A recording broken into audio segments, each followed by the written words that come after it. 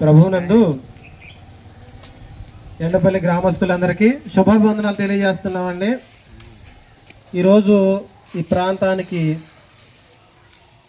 ఆ దేవాది దేవుడు మీకు చెప్పమని కొన్ని విషయాలు చెప్పడానికి ఈ ప్రాంతానికి వచ్చి ఉన్నాం. మనమంతా ఈ లోకానికి యాత్రికులుగా వచ్చి ఉన్నాం. మనం పరదేశులము యాత్రికులమని బైబిల్ గ్రంథం సెలవిస్తుంది. మనం ఈ లోకానికి చెందిన వ్యక్తులం కాదు, మనం పరలోకానికి చెందిన వ్యక్తులు. అంటే వేరే దేశానికి చెందిన వ్యక్తులు, వేరే లోకానికి చెందిన వ్యక్తులు. అక్కడి నుంచి ఇక్కడికి వచ్చాం, ఒక యాత్రికులుగా ఈ లోకానికి రావడం జరిగింది. మనం ఇక్కడి వారం కాదు, మనం పరలోకానికి చెందినవారు. అక్కడి నుంచి ఇక్కడికి వచ్చాం. ఆ దేవాతి దేవుడు మనల్ని భూమి మీద పుట్టించి తన పోలికను మనకిచ్చి ఆ పరిశుద్ధుడైన దేవుడు మనల్ని కూడా పరిశుద్ధంగా బ్రతకమని చెప్పాడు.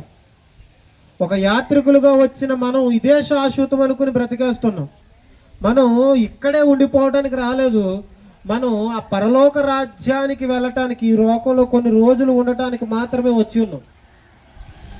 ఈ లోకంలో కొన్ని రోజులు బ్రతికి వెళ్ళాల్సిన మనం ఈ లోకమే శాశ్వతం అనుకుని, ఈ లోక సంపాదనే శాశ్వతం అనుకుని, ఈ లోక సంతోషాలే శాశ్వతం అనుకుని వీటి కోసమే వెంపర్లాడుతూ బ్రతుకుతూ ఉన్నాం. ఎంత మాత్రం అలా ఉండటానికి వీల్లేదు. మనం ఎన్ని సంపాదించుకున్నా, ఎన్ని సంతోషాలు మనం పొందుకోవాలనుకున్నా ఈ లోకంలో శాశ్వతంగా మనమైతే ఉండలేం. ఒకనొక రోజు ఈ లోకాన్ని విడిచిపెట్టి మనం వెళ్ళిపోవాలి. మనమంతా యాత్రికులు, మనమంతా ప్రయాణికులు. మనం ఏ ఊరన్నా వెళ్ళామనుకోండి, తిరిగి మరలా సాయంత్రానికి మన ఇంటికి రావాలని అనిపిస్తుంటుంది. ఒక 2 రోజులైనా 3 రోజులైనా తిరిగి మరలా మన నివాసానికి మనం తిరిగి వచ్చేస్తాం. అలాగే ఈ లోకానికి ఒక యాత్రికులుగా, ప్రయాణికులుగా వచ్చి ఉన్నాం. తిరిగి మరలా మన నివాసమైన, మన గమ్యస్థానమైన ఆ పరలోకానికి, ఆ దేవాది దేవుని దగ్గరికి మనం తిరిగి వెళ్ళిపోవాలి.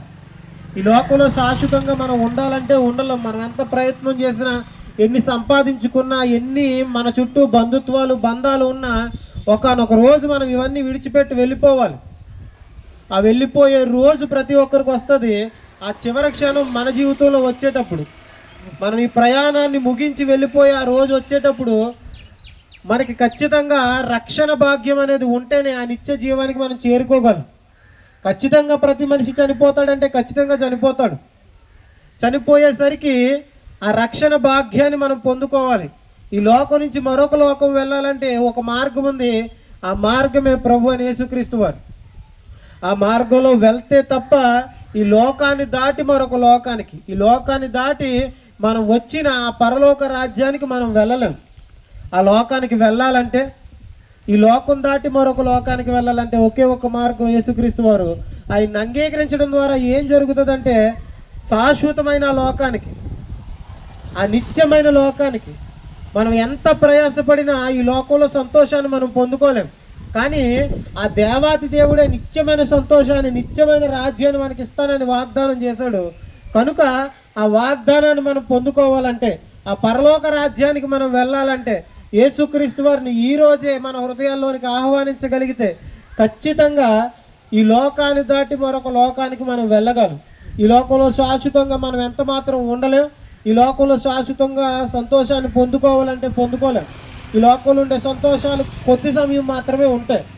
కొద్ది సమయం సంతోషాన్ని పొందుకుంటాం, మరలా ఆ సంతోషం కొన్ని రోజుల తర్వాత మనకి బాధగా మిగిలిపోతుంది.